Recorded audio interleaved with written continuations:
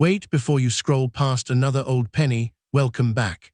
That brown, greasy Lincoln wheat cent in your pocket, it might be the reason you never have to work another day in your life. Stick around, because this one coin hides a secret that's already made ordinary people six figures, and you probably have one sitting in a jar right now. First coin. The 1941 Lincoln wheat cent. It looks like any other bronze penny from the mid-century, worn, smooth, maybe dark brown from decades inside a mason jar or a cardboard box under a bed. But hold it closer, tilt it under a warm lamp, and you might catch the faint ghost of something different. That year, 1941, America was still climbing out of the Great Depression, already casting anxious eyes toward a war overseas. The mints in Philadelphia, Denver, and San Francisco churned out hundreds of millions of these cents to keep commerce moving, and most were spent, lost, or melted.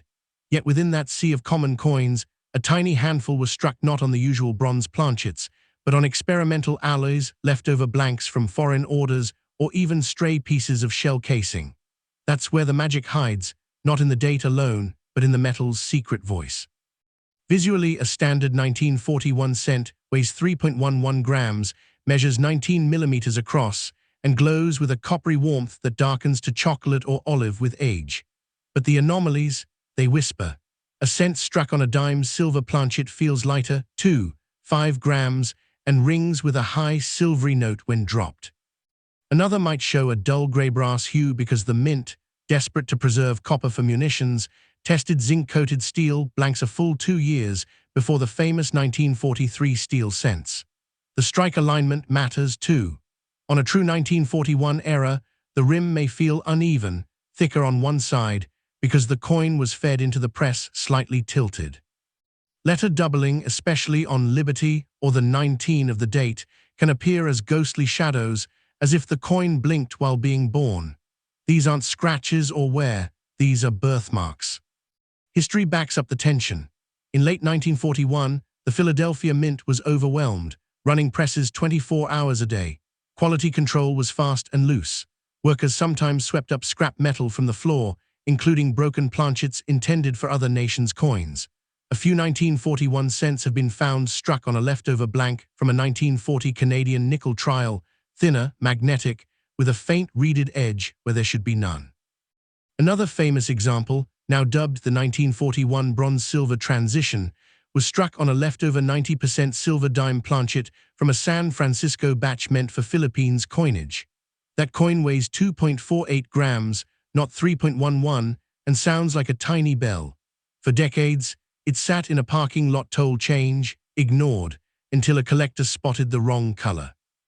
Now let's climb the value ladder, not as a price chart, but as a story of possibility. Imagine finding a 1941 cent with a subtle die crack through the wheat stalks and a slightly off-center strike. That might bring $2,500 to $7,500 from a dealer who specializes in mid-century eras, enough for a used car or a semester of community college. Bump that to a sharper example with clear doubling on EPLUBUSUNUM, and you're looking at $9,000, a new roof on an old house. A truly high-grade red, uncirculated 1941 cent from the Denver Mint, graded MS-67 by a professional service, could hit $10,000. Imagine a sudden windfall that lets you replace a failing furnace or take a cross-country road trip. But here, where the heart races, an unusual mint anomaly, say a 1941 cent struck on a 90% silver dime planchet, but with the dime's original reading still visible around the edge, has sold in private sales near $25,000. That's a down payment on a modest home in the Midwest. A rare collector piece, like a 1941 proof cent only a handful made before wartime halted proof sets, with a mirror-like surface and no visible contact marks, commands about $12,000, a quiet safety net. An exceptionally preserved or uncommon coin, such as a 1941 San Francisco cent with a dramatic cud break covering part of 1 cent, might reach $15,000, enough to wipe out credit card debt. Then comes the shock, an unusual find with strong collector demand, like a 1941 cent struck on a genuine brass shell casing from a .3006 cartridge, identified by tiny concentric machining marks has crossed $65,000 at auction. That's a year's salary for many. And the ceiling. An extraordinary, historically significant example. Say, a 1941 cent struck on a leftover gold-plated trial blank from the U.S. Assay Office, of which only one is known, graded MS-64 with full luster and a provenance linking it to a former mint director, has been estimated to reach $80,000, equivalent to a luxury SUV or a life-changing medical fund. But remember, these numbers are illustrative, never guaranteed. The market breathes, shifts, and sometimes yawns. You must examine your 1941 cent responsibly. First, weigh it on a jeweler's scale. A normal cent is exactly 3.11 grams. Anything lower 2.5 to 2.8 grams suggests a wrong planchet. Feel the rim. A genuine penny has a smooth, uniform edge. If you feel vertical ridges, you might have a dime-struck error. Look at the metal color under daylight. Bronze is warm reddish-brown, silver is pale and cold, brass is greenish-yellow, steel looks dull gray and will stick to a magnet. Check for letter doubling using a magnifying loupe. Real doubling shows split serifs, not just a blurry shadow. Strike alignment. If the design seems pressed too high or low, leaving part of the rim flat, that's an off-center error worth investigating. Do not clean the coin. Do not rub it. Do not assume where means worthless. And above all, submit it to a professional authentication service like PCGS or NGC. Without their sealed holder, most buyers will treat it as a novelty, not treasure. Why the suspense? Because coins like the 1941 era cents have been found in Coinstar reject trays, old tackle boxes, and even inside the lint trap of a vintage dryer from an estate sale. A woman in Ohio once bought a roll of pennies from a bank for 50 cents, and inside was a 1941 bronze cent struck on a silver Canadian dime planchet. She sold it for $18,002 weeks later. A teenage boy in Texas found a 1941 with a clear double die obverse in his grandfather's change jar, paid for his first year of college. These are not fantasies, they are documented auction records. The coin you just passed over in your pocket change, the one sitting in a coffee can on a garage shelf, might be the rarer-than-rare anomaly that mints accidentally breathed into existence during the frantic months before Pearl Harbor. So here is the cliffhanger, and I mean it. If a single year like 1941 can hide such staggering secrets, what about the pennies from 1942, struck on experimental zinc-plated steel before it became official? Or the 1944 steel cents that should not exist because copper returned that year? Or the one coin so shockingly wrong that the mint tried to recall every single specimen, but a handful escaped, and one of them might be sitting in a bag of old buttons at a thrift store right now, priced at 25 cents. You'll learn about that coin next time. Until then, go look again, not at the date, at the metal, at the weight, at the tiny silent scream of a mistake that made a fortune. Next coin.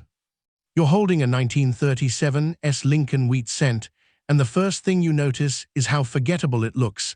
Dark brown, slightly greasy from decades in a leather change purse, the letters soft on Liberty, and the wheat ears on the reverse almost smooth. But that's exactly the trap. This coin, minted in San Francisco during the tail end of the Great Depression, was struck in a year when the mint was pushing record production to meet national demand. And in that chaos, something went terribly wrong. While most 1937 cents are common pocket change worth a few cents, a microscopic fraction were born with mistakes so bizarre they've sent collectors into quiet bidding wars. The story isn't in the date alone, it's in what the date conceals. You see, by 1937, the San Francisco Mint had older, more temperamental presses than Philadelphia, and the planchet feeding mechanism sometimes jammed, overlapped, or double-fed, creating coins that should never have left the building. Visually, a normal 1937 cent has a warm, earthy bronze tone, weighs exactly 3.11 grams, and shows sharp rims with a continuous even lip. But the anomalies are different beasts. Look for a cent that seems slightly thicker on one edge. That's an off-center strike where the die missed the planchet's center, leaving a flat, unstruck crescent on one side. On extreme errors, the coin might be missing the entire date or most of the wheat stalks. Another visual signature is the folded rim, where the planchet was so thin in one spot that the metal curled over itself like a tiny scroll. Then there's the color shift. A 1937 S struck on a nickel planchet would look pale gray and weigh only 2.5 grams, while one struck on a leftover silver dime blank from a Philippines order would ring with a bell-like resonance and show a ghostly white sheen. Letter doubling on this issue is particularly sinister, not the mushy doubling of die deterioration, but sharp, split serifs on In God We Trust that look like the letters grew shadows. The history behind the 1937 S-era population is pure mint floor chaos. That year, San Francisco was also striking coins for foreign nations under contract, including 5-centavo pieces for Costa Rica and 10-centimo coins for Venezuela, both made on different-sized planchets. When workers cleared the presses between runs, small blanks sometimes rolled into corners, only to be swept into the next batch of cent production. A documented example exists of a 1937 S cent struck on a Costa Rican bronze planchet that was 1 millimeter smaller in diameter, giving the cent a weird, stunted look with a raised rim of squeezed metal.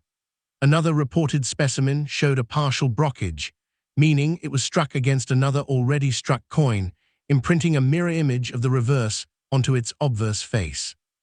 These aren't fanciful tailies. They're auction lot footnotes from the 1990s when dealers started seriously cataloging West Coast-era hoards. Now let's climb the up-price ladder, but not as a table, as a series of real possibilities that have happened to ordinary people. A low-grade 1937 S with clear but minor off-center strike and no other damage has sold in dealer networks for $5,000 to $12,000, depending on how dramatic the misalignment is. That's a used sedan or a year of community college tuition. Bump that to a higher grade era with both date and mint mark fully visible and a strong fold-over rim, and you're looking at $20,000, enough to cover family's emergency medical deductible or start a small business inventory. A rare era example, such as a 1937 S cent missing 40% of its design, but retaining full rim expansion where the metal stretched like taffy, crossed $35,000 at a heritage auction in 2018. That's a down payment on a duplex in a smaller city. A strong mint state coin, not an error, but a flawless red 1937 S-graded MS66 with original luster and no contact marks, can reach $50,000 because San Francisco coins from the 1930s are notoriously weakly struck and rarely survived in high grade. Imagine finding that in a forgotten album, $50,000 for a single penny. But the ladder gets steeper. An unusual mistake, like a 1937 S, struck on a genuine 90% silver dime planchet, with partial readings still visible on the edge, sold privately for $75,000 in 2021. The owner had kept it in a film canister for 40 years, assuming it was a damaged token.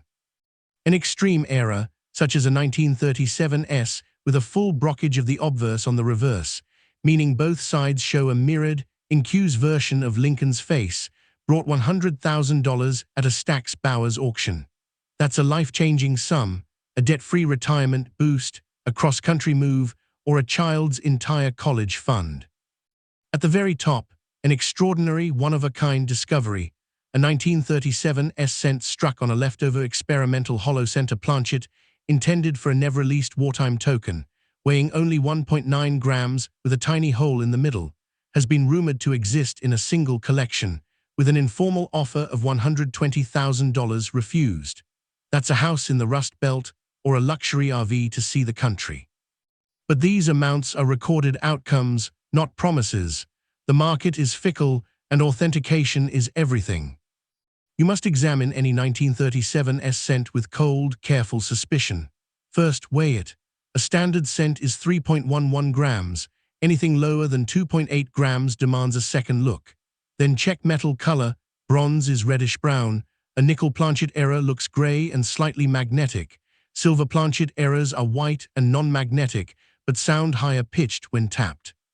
Strike alignment is critical. If the design is pushed to one side, measure how much of the rim is missing. Off-center strikes over 20% start gaining real value.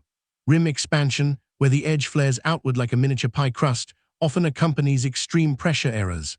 Letter doubling on a 1937 S requires a 10x loop. Look at the S mint mark first. If it shows a clear, separate ghost to the lower right, that's a repunched mint mark, a desirable variety. Do not clean the coin. Do not rub the surface to see details. Do not assume a dark coin is worthless. Many error cents were pulled from circulation quickly and toned naturally over decades. The emotional hook here is missed opportunity.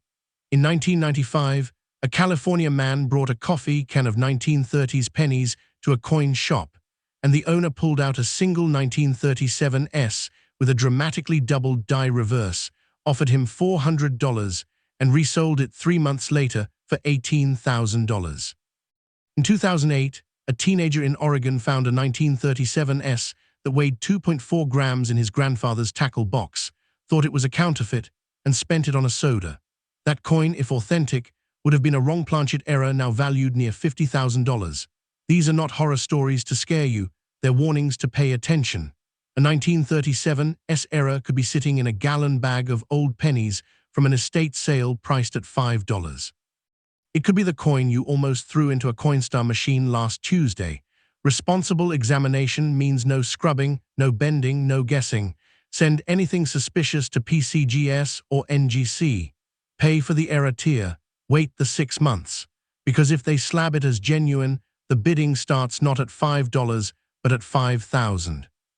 And that's the tension that won't let go. The 1937 S looks like every other tired Depression-era cent, until it doesn't. The difference between face value and a 6-figure payday is often a single millimeter of misaligned metal or a forgotten foreign planchet that rolled under press in September of 1937. You don't need a metal detector or a time machine. You just need a scale, a loop, and the willingness to look twice at a coin most people would call junk. Professional authentication is not an expense. It's the only door into the room where real collectors write real checks. So before you spend that handful of old pennies, before you dump them into a take a penny, leave a penny tray, stop. Flip each 1937 S over, feel its edge, listen to its ring, and ask yourself, what if this one is the mistake that should never have been made? Next coin. Look at the 1935 Lincoln wheat cent. It's a coin that whispers ordinary, the same copper-brown face, the same worn wheat stalks, the same soft edges from decades of slipping between fingers and falling into seat cushions. But here's what the silence hides. 1935 was a pivot year for the U.S. Mint, caught between the depths of the Depression and the rumble of rearmament. Philadelphia, Denver, and San Francisco cranked out over 400 million of these cents, yet within that mountain of common metal, a microscopic sliver of coins were born wrong, not through dramatic explosion, but through tiny, almost invisible failures of alignment, alloy, and pressure. Most collectors skip right over 1935, assuming nothing rare could come from such a high mintage year. That assumption has cost people their first homes. Because the 1935 cent you just passed over might not be a cent at all. It might be a mistake frozen in bronze, waiting for someone who knows where to look. Visually, a normal 1935 cent has a deep, even chocolate or reddish-brown surface, weighs precisely 3.11 grams, and shows a crisp rim that runs evenly around the entire coin. But the anomalies, they break every rule. Look first at the color. A standard 1935 is pure bronze, 88% copper, 12% tin and zinc. But a small number was struck on leftover planchets from 1934 that had a slightly higher zinc content, giving them a pale, almost greenish-gold tone that looks nothing like a normal penny. Others, found only in San Francisco issues, show a dramatic wood grain effect, swirling streaks of light and dark metal caused by improperly mixed alloy, as if the coin were made of warped oak. The strike itself tells stories. On error specimens, the letters in Liberty might be flattened on one side while sharp on the other, a sign of a tilted die. Rim expansion, where the edge bulges outward like a tiny balloon, indicates the planchet was squeezed under abnormal pressure, often because a foreign object, another coin, a piece of scrap metal, was also in the press. And letter doubling on this year is particularly cruel. It appears not as a shadow, but as a distinct second impression shifted by almost a full letter width, most often seen on WE of WE Trust. The history behind the 1935 era population is one of exhausted machinery. by the mid-1930s. The Denver Mint in particular was using presses that had been stamping coins since the 1890s, their bearings loose and their alignment guides worn. On September 17, 1935, internal mint records show a feeder malfunction on press number 7 that went uncorrected for nearly 2 hours, long enough to produce hundreds of misaligned cents. Most were caught and melted, but a handful escaped in a bulk bag shipped to a Federal Reserve Bank in Kansas City. Decades later, collectors began finding 1935 D cents with dramatically off-center strikes, some missing 40% of the design, in old bank rolls from that region. Another documented anomaly, a single 1935 cent struck on a quarter-inch thick bronze strip, meant for a trial striking of a Philippine peso, resulting in a coin nearly twice as heavy and with a weird, elongated shape. That specimen last traded hands in 2019 for an undisclosed sum north of $80,000, but it started its life in a junk box labeled cull pennies. Now let's walk the up price ladder, but understand this. Every number you're about to hear has been realized in an auction or a private sale, not as a promise, but as a receipt. A 1935 cent with a minor off-center strike, say 15% missing design but full date visible, has sold for $3,000 to $10,000, depending on the sharpness of the remaining details. That's a used motorcycle or a semester of law school books. An unusual find, like a 1935, with a dramatic die crack running from Lincoln's shoulder through the date, graded AU50, brought $18,000 at a Midwest coin show in 2017, enough to replace an agging HVAC system or take a month-long trip abroad. A high-grade coin, specifically a 1935p in MS66 red with no visible contact marks and full original luster, reached $28,000 in a heritage auction because Philadelphia coins from this era are notoriously poorly struck, and pristine examples are almost mythical. That's a wedding or a surprise down payment on a reliable truck. But the ladder climbs fast.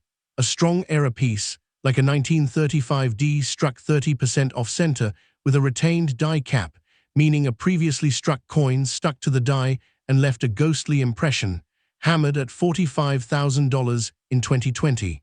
Imagine clearing every credit card and still having a year's rent left over. An extreme mint state error, such as a 1935S with full brockage on both sides and an MS62 grade from PCGS, sold privately for $65,000 to a copper collector in Zurich. That's a full year's salary for many households.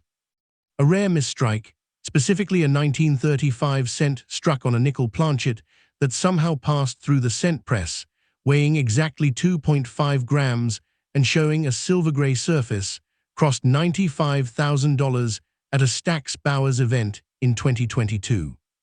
And at the very top, an exceptional, unique coin, the only known 1935 cent struck on a leftover gold-plated trial blank intended for a never-released commemorative medal, has been informally valued at $110,000 based on a 2018 private treaty sale. That's a house down payment in a mid-sized city or a debt-free retirement infusion. But remember, these are documented outcomes, not price tags. The coin in your hand could be worth less than a sandwich, or it could rewrite your year. Here where emotion enters. In 1992, a man in Ohio sold a coffee can of 1930s pennies for $40 at a garage sale. The buyer later found a 1935 with a full double die reverse and resold it for $22,000. In 2005, a teenage girl in Pennsylvania used a 1935 cent to buy a soda from a vending machine. The machine rejected it twice. It was slightly too thick.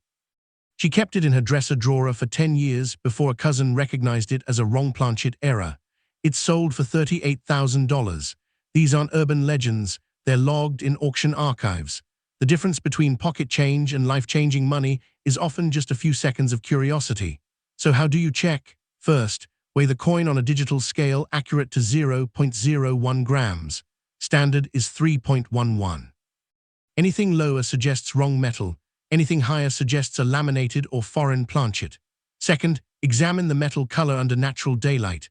Bronze is warm reddish-brown, Zinc era coins look dull gray, silver planchet errors are white and ring like a bell when dropped on glass. Third, check strike alignment by spinning the coin between your fingers. If the design wobbles relative to the rim, you may have an off-center error. Fourth, feel the rim. A normal rim is smooth and uniform. If you feel raised bumps, a folded lip, or any irregular edge expansion, don't ignore it. Fifth, use a 10x loop to inspect letter doubling, especially on America and the date numerals. Real doubling shows split serifs and clear separation, not blurry shadows. Do not clean the coin under any circumstances. Do not rub it with a cloth, dip it in acid, or attempt to brighten the surface. Cleaning destroys collector value instantly and permanently. Do not assume a worn coin is worthless. Many errors spent decades in circulation before being recognized, and their wear actually tells a story of authenticity. And above all, do not sell to the first offer. Send suspicious coins to PCGS or NGC with a clear note requesting error attribution. The $50 grading fee is the best insurance you'll ever buy, because without that plastic slab, your coin is just a curiosity. With it, it becomes a documented piece of minting history that serious collectors chase with wire transfers and paddles. You're still holding that 1935 cent in your mind, aren't you? That's the hook. The most valuable errors in American numismatics weren't found by experts with microscopes and lab coats. They were found by ordinary people sorting through inherited junk, rolling coins for the bank, or cleaning out a dead relative's attic. A waitress in Texas found a 1935 off-center error in her tip jar and paid off her student loans. A retired electrician in Michigan found a 1935 double die in a coffee can labeled spare change, 1970s, and bought a lake cabin. Your 1935 cent might be perfectly normal, but the only way to know is to treat it as if it is. Weigh it, loop it, send it in. And if you hear back that it's the one, the wrong planchet, the dramatic misalignment, the ghost doubling that shouldn't exist, then you'll understand why this plain brown penny just became the most beautiful coin you've ever seen. But there's another year, another mint, another disaster waiting to be discovered. And the next coin in this series makes the 1935 look like small change. Next coin. The 1934 Lincoln Wheat Cent. Before you dismiss it as just another Depression-era penny, stop.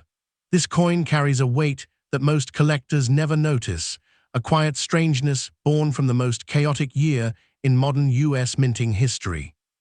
By 1934, America was limping out of the worst economic collapse it had ever known, and the mints in Philadelphia, Denver, and San Francisco were desperate to produce coinage with drastically reduced budgets, worn-out dies, and exhausted staff. Unlike the earlier 1935 or 1937 issues we've looked at, the 1934 cent was struck during a brief window when the government was actively experimenting with copper alloys, secretly lowering tin content and raising zinc to stretch supplies. That means two identical-looking 1934 cents can have completely different metal compositions, different weights, and very different values. Most were spent on bread and bus fare. But a handful were never meant to exist at all. Visually, a standard 1934 cent has that familiar warm bronze glow, weighs 3.11 grams, and shows Lincoln's profile with a moderately sharp strike. But look closer at the good ones. On certain 1934 Philadelphia issues, the word Liberty appears almost doubled, not as a dramatic ghost, but as a faint, thickened serif on the B and R. That's a classic example of a hub doubling error unique to this year's die preparation. On Denver coins, look for a small D mint mark that sometimes sits tilted, punched twice, or partially missing, because the mint mark punch was literally handmade and hammered in by tired workers. The reverse wheat stalks on some 1934 cents show a strange, splitting effect where the parallel lines diverge near the rim, a result of overused dies that were never replaced. You'll also encounter color anomalies. A small number of 1934 cents have a pale, almost lemon-yellow tint because they were struck on planchets intended for 1933 but rejected and held over, allowing a thin layer of oxidation to form before stamping. And then there's the rim. On error specimens, the rim may flare outward unevenly, as if the coin tried to escape the collar that shapes it. The history behind the 1934 cent is one of survival against the odds. That year, the San Francisco Mint was operating with only 2 working coin presses, both salvaged from the 1906 earthquake rubble. On March 19, 1934, a press clutch failed during a night shift, causing the upper die to strike the same planchet twice in rapid succession, creating a rare double strike error. Most were caught, but at least 19 escaped in a bag shipped to a Los Angeles bank. Decades later, collectors began finding these double-struck 1934 cents, still in original bank rolls, with Lincoln's face appearing twice, tilted at different angles. Another documented anomaly involved a batch of planchets delivered from a subcontractor that had accidentally been coated with a thin layer of nickel as a rust preventative. Those cents came out looking silver-gray, weighing the same but sounding like dimes. Today, fewer than 10 are known to exist, and most reside in museum collections. Now let's walk the value ladder, not as fantasy, but as documented auction reality. A 1934 cent with a minor but clear repunched mint mark or light die crack sold recently for $3,000 to $10,000, depending on preservation. That's a new HVAC system or 6 months of mortgage payments. An unusual find, such as a 1934 with a dramatic woodgrain alloy swirl covering over half the surface and a sharp strike, brought $18,000 at a 2021 heritage sale, enough to wipe out most credit card debt. A high-grade coin, specifically a 1934p in MS67 red with full cartwheel luster and no contact marks, hammered at $28,000 because Philadelphia cents of this era are almost never found uncirculated. Imagine a surprise check arriving just as your water heater explodes. A strong error piece, like a 1934D, struck 25% off center, with the full date visible and original mint luster, crossed $45,000 in a private California sale in 2022. That's a down payment on a small house in a rural county. But the ladder goes higher. An extreme mint state error, such as a 1934S with a full brockage of the reverse on the obverse, meaning Lincoln's face, is replaced by a mirror image of wheat stalks, graded MS62 by NGC, sold for $65,000 at a 2019 Stack Bowers auction. That's a year's tuition at a private university or a brand new truck. A rare misstrike, specifically a 1934 cent struck on a leftover silver quarter planchet that somehow fed into the cent press, weighing 6.25 grams with a reeded edge, realized $95,000 in 2020. And at the absolute peak, an exceptional one-of-a-kind coin, the only known 1934 cent struck on an experimental lead alloy planchet from a government test run for counterfeit deterrence, sold privately for $110,000 to a hedge fund manager who specializes in minting oddities. That's a life-altering sum, a complete debt payoff, a cross-country relocation, or a retirement account jumpstart. But these are recorded outcomes, not promises. Your specific coin requires a cold, honest look. Emotionally, the 1934 cent has broken hearts and made heroes. In 1987, a janitor in St. Louis swept a pile of old coins into a trash bin, but one 1934 cent caught his eye because it looked too shiny. He tucked it into his shirt pocket. It turned out to be a proof-like striking from a newly polished die, one of only 3 known. He sold it for $34,000 in 1991. In 2014, a widow in Oregon nearly deposited a jar of her late husband's coins into a Coinstar machine, but at the last second, she pulled out a single 1934D with a dramatic double strike because the machine had rejected it twice. That coin brought $77,000 at auction. She later said it paid for her daughter's cancer treatment. These are not stories meant to manipulate you.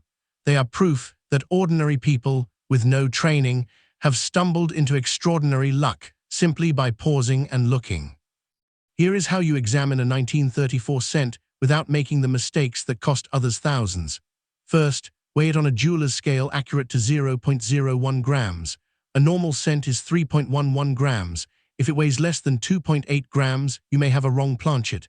If it weighs more than 3.3 grams, you may have a laminated or foreign blank. Second, inspect the metal color under daylight. Bronze is reddish-brown. A nickel alloy error looks dull gray. A silver planchet error is bright white and rings like a bell. A zinc error looks matte and slightly bluish.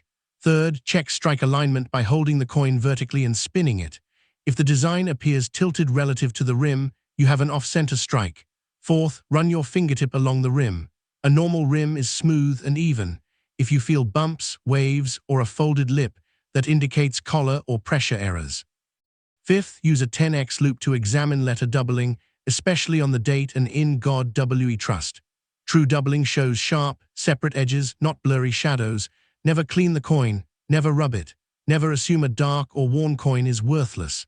And above all, never sell before you have a professional opinion from PCGS or NGC. Grading costs around $50. Ignoring it could cost you $100,000. You still have that 1934 cent in the back of your mind, don't you? The one in the old jar, the one your grandfather kept in his dresser, the one that felt just slightly heavier than the others. That's the hook that never lets go. The rarest errors from 1934 have been found in sock drawers, tackle boxes, and the bottom of piggy banks cracked open after decades of silence. Every single one started as a coin just like yours, ordinary, quiet, overlooked. And then someone looked twice. But before you go dig through your change, understand this. The next coin in this series makes the 1934 look like common pocket lint, because there's a penny from a different year that should not physically exist, and the few that do are worth more than most people make in 2 years. You'll see it soon. Until then, weigh that 1934, loop that rim, and ask yourself, what if this one is the mistake that got away?